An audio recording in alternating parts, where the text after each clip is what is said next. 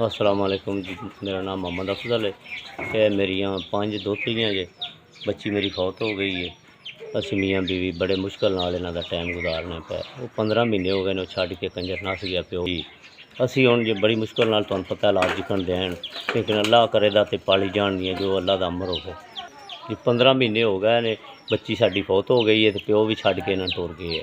ठीक है, खर्चे की वजह तो वो हुण छड्ड गया ते असी किते छड्डीए। ये अल्लाह दे आसरे ते पलदियां न पियां जो अल्लाह पाक दा अमर होवे, फिर वो तो नहीं ना जोर ओहदा कोई नहीं हुंदा जी। महंगाई जी तुहानूं पता जिकन दी है, लेकिन मजदूर बंदा की कर सकता है। मजदूरी करके ना बंदे बच्चियां दा पेट पालने पे।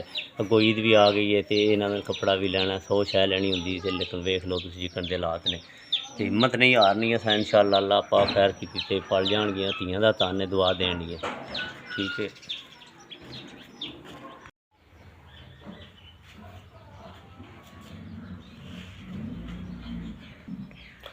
जी। बिस्मिल्लाहिर्रहमानिर्रहीम।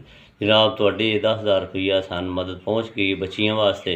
अल्लाह ताला तुहानूं चोखा दे, आबाद करे ते माड़ियां बंदे दी मदद करदे रहो। इंशाअल्लाह ये तुहानूं दुआ ही देन दियां। बच्चियां दरस पढ़दियां ने, उन्हां दियां किताबां कापियां जो कुछ भी होया, कोई अखराजात च तुहाडा भी हिस्सा पै गया। बड़ी मेहरबानी ते शुक्रिया तुहाडा।